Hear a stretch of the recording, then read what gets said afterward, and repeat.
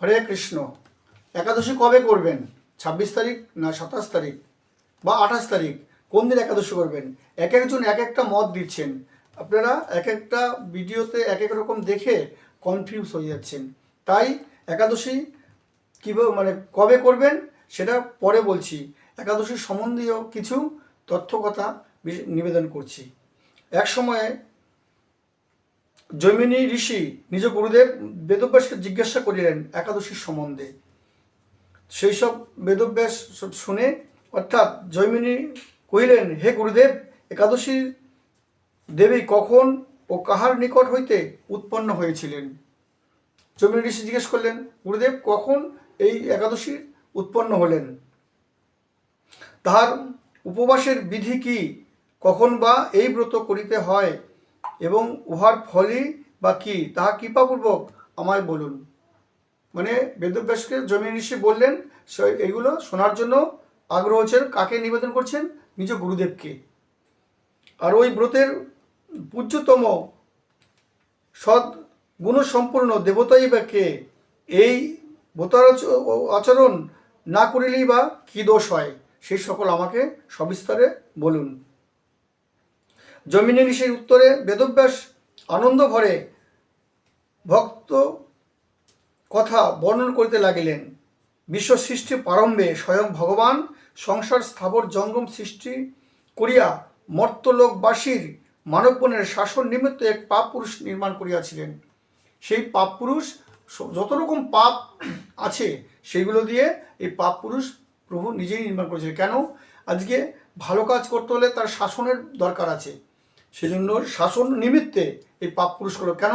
আজকে আমরা পাপ যদি করি তাহলে আমাকে দণ্ড পেতে হবে, সেই ভয়ে এই প্রভুর এই সৃষ্টি করলেন সেই পাপ পুরুষকে। এবার এই পাপ পুরুষ এরকম লোক পাপই পাপ করে করে এরকম সব নরকগ্রামী হয়ে গেলেন।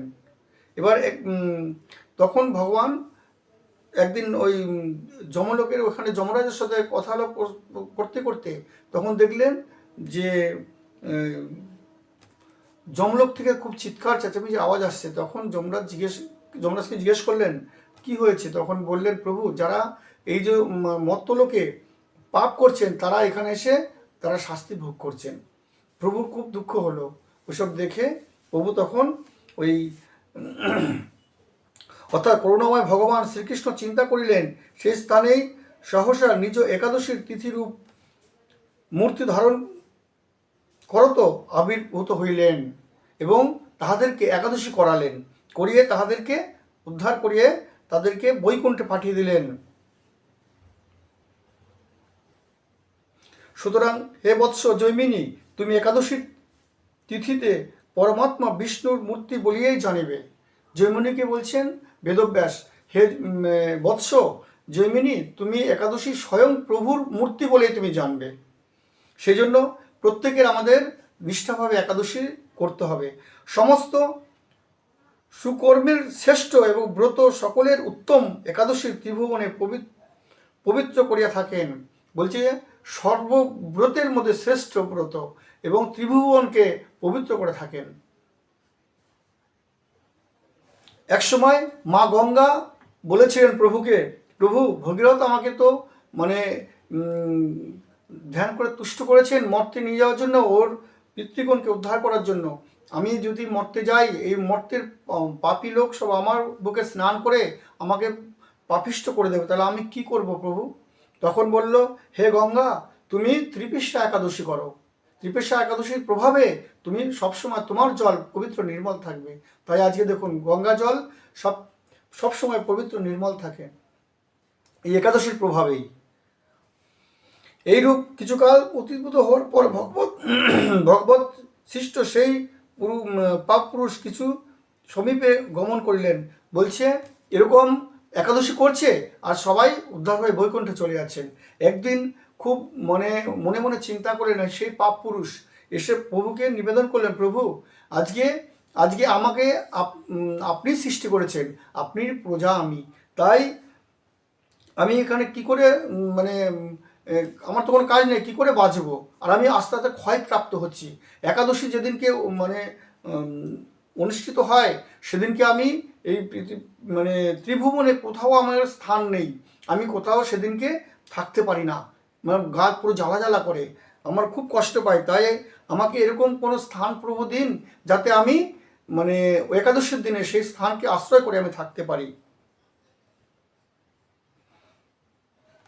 তখন প্রভু এই পঞ্চশস্যের মধ্যে স্থান দিলেন, সেই পাপ পুরুষ এই পঞ্চশস্যকে আশ্রয় করে থাকেন।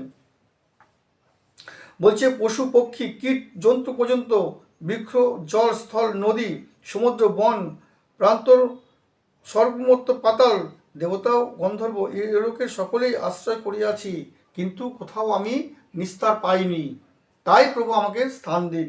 তখন ওই ভগবান তখন এই পঞ্চশস্যতে আশ্রয় করতে বললেন।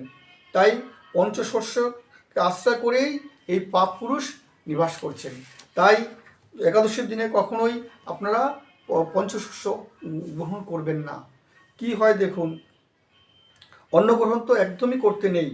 বলছে একাদশীতে সকল প্রকার মহাপাপ অন্নকে আশ্রয় করে থাকেন, অন্ন জাতীয় যে জিনিস পঞ্চশস্য সেই মহাপাপ আশ্রয় করে থাকেন। বলছে যে মন্দবুদ্ধি ব্যক্তি একাদশীতে অন্ন ভোজন করেন সে ইহলোকে মহাপাপী বলিয়া পরিগণিত হয়। বলছে ইহলোকে মানে আমাদের এই মর্তভূমিতে মানে মহাপাপী বলে পরিগণিত হয় যে ওই অন্ন ভোজন করেন এই একাদশীর দিনে, এবং মৃত্যুর পরে একাদশী পরিগণিত সংখ্যক যুগকাল কুম্ভীপাক নরকে পতিত হয়। মানে একাদশী যতদিন থাকবে ততদিন সে কুম্ভীপাক নরকে তাকে পতিত হতে হবে যদি একাদশীর দিনে অন্ন ভোজন করেন। তারপরে এবার ওই তারপরেও তার নিস্তার নেই, তারপরে সে চণ্ডাল যোনি প্রাপ্তি হতে হবে তাকে। চণ্ডাল যোনিতে জন্মগ্রহণ করে এবং সপ্ত জন্ম পর্যন্ত গলিত কুষ্ঠ রোগে যন্ত্রণা ভোগের পর মুক্ত হইতে পারে। ইহা কে বললেন? স্বয়ং ব্রহ্মা বললেন। স্বয়ং ব্রহ্মাই কথাটা বলছেন যে তাকে ওই কুষ্ঠজনিত রোগে পচে গলে সে মানে এরকমভাবে যন্ত্রণা ভোগ করবে। তাই একাদশীর দিনে কখনোই আপনারা অন্ন ভোজন করবেন না। পঞ্চশস্যকে আশ্রয় করেই পাপ পুরুষ থাকেন, তাই খুব সাবধান, একাদশীর দিনে এসব ভোজন করা একদমই উচিত নয়। সেজন্য কি ভোজন করবেন? আর একাদশী হচ্ছে নির্জলা উপবাস। নির্জলা উপবাস কেন? নির্জলা করলে প্রভু সন্তুষ্ট বিধানের জন্য, আর যে না পারেন তাকে অনুকল্প কিছু ব্যবস্থা করেছেন, আর সেজন্য অনুকল্প গ্রহণ করবেন, ফলমূল গ্রহণ করবেন। কেন ফলমূল অনুকল্প? এক একটা ভিডিও এক একজন বলছেন আপনারা কী খাবেন, ভালো মন্দ খাবার আছে, সাবুদানা খান, সাবু রান্না করে খান, সাবু পাঁপড় করে খান, কখনোই খাবেন না। সাবু হচ্ছে মানে পঞ্চশস্যের মধ্যে পড়ে। কেন? এখন গাছের কোনো সাবু নেই, সেজন্য ময়দা থেকে সাবু তৈরি হয়, তাই জন্য সাবু কখনোই খাবেন না। আর যে দেখুন গড়িয়া মঠের যারা আশ্রিত তারা কখনো মিথ্যা কথা বলবে না। এখন অনেক অনেক ভিডিও এরকম দেখলাম, কালকে আমি সব দেখছিলাম, এক একজন এক এক রকম কথা বলছেন। আমি কাউকে ছোট করে বলছি না, এক একজন সহজিয়া, এক একজন মানে কীর্তনিয়া এরকমভাবে সব বলছে যে আপনাদের মানে তাদেরকে আপনারা অনেক লাইক করে করে অনেকেই করেছেন। কেন? সেটা করুন, সেটা আপনাদের ব্যাপার। তাই আপনারা সাবধানে একাদশীটা করবেন। সাবধানে না করলে আপনারা কিন্তু যত কষ্ট করে করছেন কোনো ফল কিন্তু আপনারা পাবেন না। তাই সেরকমভাবেই আপনাদের একাদশীটা করতে হবে। আজকে আপনারা নিজেরা বিচার করে দেখবেন, কেন নিজেরা বিচার না করলে আপনারা এই এত কষ্ট করে একাদশী করছেন তার ফল তো আপনাকে পেতে হবে। মনে মনে চিন্তা করবেন নিজেরাই, যে এক একটা প্রত্যেকটা আপনারা ভিডিও দেখবেন, আমি যেরকম কালকে দেখছিলাম আপনারা দেখে সেগুলোকে বিচার করবেন। একাদশী কেন কেন কেন কথা বললাম, এক একজন এক এক রকম মত দিচ্ছে আপনাদের, এক একজন মত দিচ্ছে পারণ, বিশেষ করে পারণের দিকে আমি বলছি। পারণের দিকে কেন? পারণ আপনাকে ঠিকঠাক না করলে একাদশীর ফল তো পাবেনই না, উল্টে নরকে যেতে হবে, একাদশী করেও নরকে যেতে হবে। আজকে একাদশী করে ব্রহ্ম সাপকে মানে খণ্ডন করে দিয়েছিলেন। তাই একাদশীর করে পালনটা ঠিকঠাকভাবে আপনাকে করতে হবে। পালন যদি না করেন একাদশীর ফল কিছুতেই পাবেন না আপনি। রাজা অম্বরীশকে অভিশাপ দিলেন দুর্বাসা মুনি, বলে আরে দুরাচার, তুমি আমাকে রেখে পালন করলে। আজকে পরীক্ষা করতে এসেছিলেন, পরীক্ষা করে দেখছেন রাজার এত নাম, রাজা নিজে এই যে ত্রিভুবন শাসন করছেন এবং নিজে মন্দির মার্জনা করছেন, নিজে একাদশীর মানে ব্রত আচরণ করছেন। এবং তখনই দুর্বাসা মুনি এসছেন, বলছে রাজন, আজকে তোমার কালকে সকালবেলা প্রাতকালে তোমার সঙ্গে একসঙ্গে পালন করব। তখন বললেন আচ্ছা আসুন আসুন মণিবর, বলে ওকে নিয়ে বসালেন, সব কিছু করলেন। বলে তুমি এক কাজ করো, তুমি বসো, আমি স্নান সন্ধানী করে আমি আসছি। এদিকে দুর্বাসা মুনি কিন্তু ইচ্ছা করে আসছেন না। তখন না আসার পরে উনি কী করলেন, এক গুন্ডু জল দেখছে যদি আমি এই পালন ঠিকঠাক না করি তাহলে আমাকে নরকগ্রামে যেতে হবে। কেন, পাপ একাদশী করবেন, করে যদি আপনি পালন ঠিক করতে না করেন তাহলে আপনাকে কিন্তু নরকে অবশ্যই যেতে হবে। কেন, এটা অম্বরীশ মহারাজ দেখিয়ে দিয়েছেন। অম্বরীশ মহারাজের উপাখ্যানে আপনারা দেখবেন, কোনো সময় যদি আমি ভিডিও করি পুরো অম্বরীশ মহারাজের কথাগুলো আমি এখন তুলে ধরার চেষ্টা করব। সেই জন্য অম্বরীশ মহারাজ দেখছেন যে পালনের সময় অতিক্রান্ত হয়ে যাচ্ছে, তাই এক গুন্ডু জল তুমি জিভে দিয়েছিলেন। সঙ্গে সঙ্গে দুর্বাসা মুনি এসে বলছে, আরে দুরাচার, তুমি আমাকে রেখে পালন করলে, তোমাকে আমি বলে গেলাম যে একসঙ্গে পালন করব। তখন বলছি, হে ভগবান, আপনি কি বলছেন?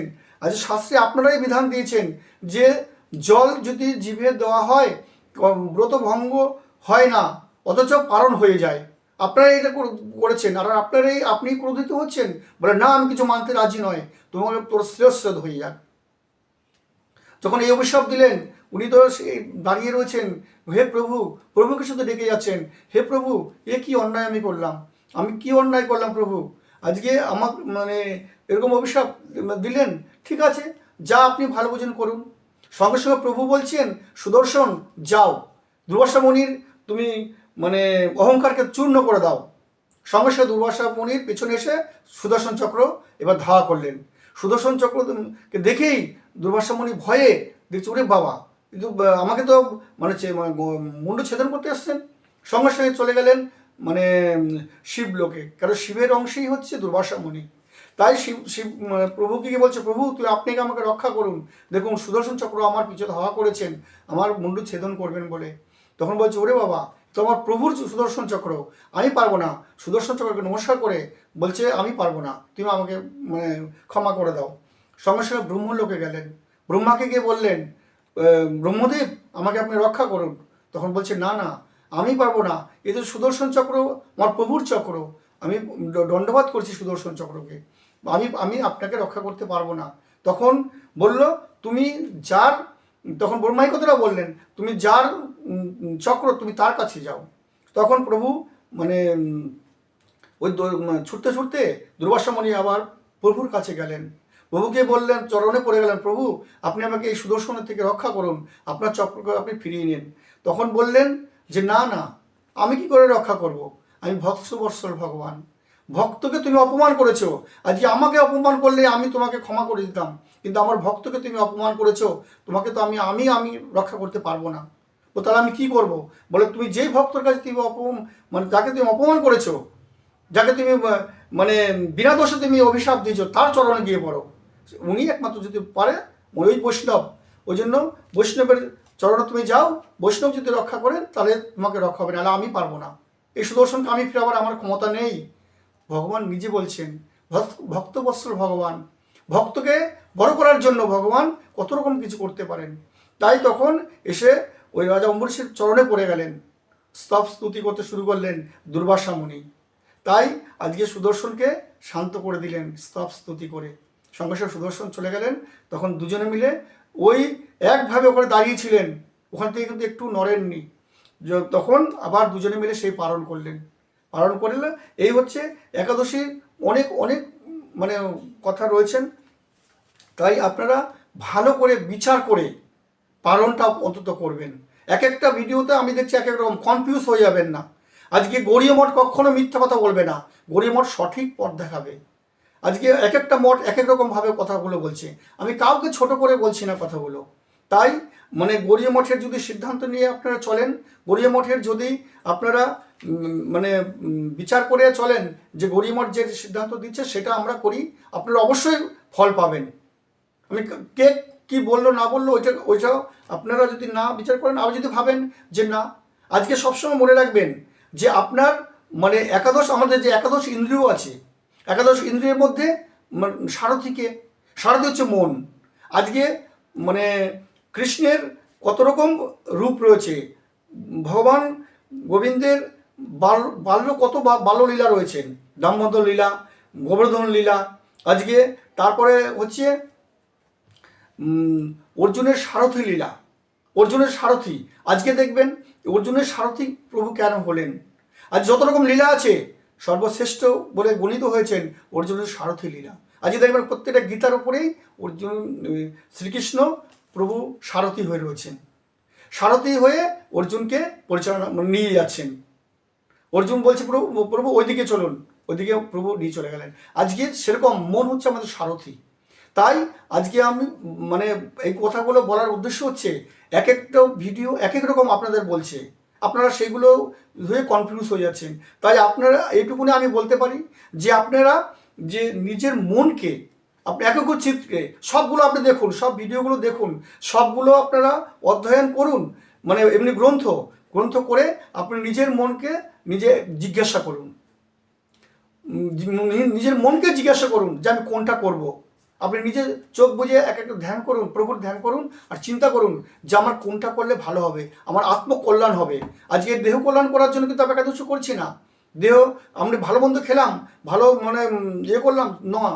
আজকে একাদশী হচ্ছে মানে ভোজন করার জন্য নয়, ভজনা করার জন্য, প্রভুর ভজনা করার জন্য। আজকে 15 দিন আমরা একটা দিন প্রভুর জন্য দিতে পারবো না। তাই ওই জন্য আপনারা একাগ্রচিত্তে আপনি নিজের মনকে জিজ্ঞেস করবেন যে আমি কবে এই পালনটা করব। তাই আপনি সেরকমভাবেই আপনি মনকে জিজ্ঞাসা করে আপনি সেরকমভাবে পালনটা করবেন। তাহলে একাদশী কবে করবেন? 26 তারিখে মঙ্গলবার একাদশী করবেন, অবশ্যই 26 তারিখেই করবেন, অন্য দিনে একাদশী করবেন না। আর পরের দিন বুধবার হচ্ছে পালনটা ঠিকভাবে অবশ্যই করবেন। পালনটা কখন? পালনটা হচ্ছে আপনার সূর্যোদয় হচ্ছে 6টা 3 মিনিটে, ওই দিনকে একাদশীর দিনে সূর্যোদয় 6টা 3। আর পালন হচ্ছে দিবা মানে 10টা 28 গতে। আগে কিন্তু কখনো পালন করবো না। এক একটা ভিডিও তো দেখলাম 6টা থেকে 9টা, 6টা থেকে 9টা 20, 6টা থেকে 9টা 10। আবার কেউ বলছে মাত্র 5 মিনিট টাইম আছে, আপনার এর ভেতর পালন করুন। টাইম বলছে না, কিন্তু আপনি ভালো করে ভিডিওগুলো সব দেখবেন, টাইম বলছে না এই ভেতরে মাত্র 2 মিনিট টাইম আছে, এর ভেতরে পালন করবেন। কিন্তু না, আমাদের যেটা চৈতন্য পঞ্জিকায় রয়েছেন, যেটা হচ্ছে মেন পঞ্জিকা, এক একজন এক একটা পঞ্জিকা ছাপাতেই পারেন, কিন্তু ওতে আমার কিছু আসে জানা। আমি আমার বলার কথাগুলো আমি বললাম আপনাদের, মানে দিবা 10টা গতে আপনাকে পালন করতে হবে, তার আগে কিন্তু পালন করবেন না, তাহলে কিন্তু একাদশী ভঙ্গ হয়ে যাবে। এটা হচ্ছে আমাদের গৌড়ীয় মত, চৈতন্য পঞ্জিকার মত এটা। তাহলে 6টা 3 মিনিটে সূর্যোদয়, তারপরে কিন্তু পালন করবেন না। 10টা 28 গতে মানে 10টা 28-এর পরে আপনারা পালন করবেন, নাহলে কিন্তু একাদশী ভঙ্গ হবে। এটা হচ্ছে আমাদের চৈতন্য পঞ্জিকার মত। তাই আপনার ওই জন্য বললাম আপনি সবগুলো দেখুন, সবগুলো দেখে আপনার মনকে জিজ্ঞাসা করুন, নিজের মনকে নিজে জিজ্ঞাসা করুন আমি কোনটা করব, কোনটা করলে আমার আত্মকল্যাণ হবে। আত্মকল্যাণের জন্যই কিন্তু আমরা এত কষ্ট করে এই একাদশী করছি।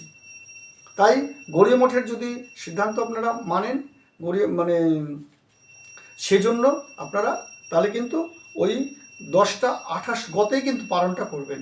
এক একজন এক এক রকমভাবে বলছে, সবগুলো মিলিয়ে যে প্রথমে আবার বলছি, আপনি সবগুলো মিলিয়ে আপনার যেটা ভালো লাগবে করবেন। আমি কাউকে বলছি না যে আপনাদের গৌড়ীয় মঠের এটাই করুন, কারণ এটা করলে আপনার মানে আত্মকল্যাণ হবে, এটা আমার বিশ্বাস। আমরা এটাই করব, এবং আমাদের যত বৈষ্ণবগণ আছেন গৌড়ীয় মঠের সবাই কিন্তু এইটাই কিন্তু করবেন, 10টা 28 গতেই সবাই পালন করবেন। তাই আগে কিন্তু কেউ ভুলেও করবেন না, করলে কিন্তু ফল পাবেন কিনা আমি জানি না। তাই অন্য ভিডিওগুলো ভালো করে দেখে আর আমাদের ভিডিও দেখে তাই বিচার করে আপনারা অবশ্যই পালনটা কিন্তু করবেন। কেটে কিন্তু পালনটা কিন্তু মারাত্মক এই একাদশীর ক্ষেত্রে, তাই ভুল কখনোই করবেন না। তাই মানে এই কথা অনেক কথা বললাম, কেউ কোনো মানে মাইন্ড করবেন না, কেন অনেক অনেক রকম ভিডিও করছেন, অনেক রকম করে কিন্তু বাজারে ছেড়েছেন আপনাদের মানে ভিডিও বাড়াবার জন্য। আবার নিজেরাও বলছেন যে আপনারা সাবস্ক্রাইব করুন, আমাদের ভিডিওটা যদি ভালো লাগে সাবস্ক্রাইব করে রাখুন। তার মানে আপনারা কি ব্যবসা করতে এসেছেন নাকি এখানে? সেটা তো আমি বলছি না। আজকে দেখুন, আজকে কিন্তু আমি এখানে কিন্তু যেটা সত্যি কথা, যেটা আপনি দেখবেন আমি গ্রন্থ পড়ে পড়ে বলি, কেন গ্রন্থেতে কখনো ভুল লেখা থাকবে না। আজকে গুরু বৈষ্ণবগণ কিন্তু এই গ্রন্থ করে গেছেন। আজকে আমি মুখে বলে দিলাম যে এই কথাগুলো, বড় বড় ভাষণ করে দিলাম না। তাই আজকে হয়তো বলবেন যে কীরকম দেখতে ভালো নয়, দেখতে ভালো বলে কথা নয়, আত্মকল্যাণের কথা এখানে বলছি। আত্মকল্যাণ যাতে হবে আমি সেইগুলোই বলার চেষ্টা করলাম। তাই কেউ কিছু মাইন্ড করবেন না, আপনারা যেরকম যে পেরেছেন ভিডিও করেছেন। তাই আমার যেটা মানে গ্রন্থে আছে, বৈষ্ণব গ্রন্থে যেটা রয়েছে, তাই আমি সেটাই বললাম। তাই আপনারা মনকে বিচার করে আপনারা কিন্তু অবশ্যই পালনটা ঠিকভাবে করবেন। হরে কৃষ্ণ।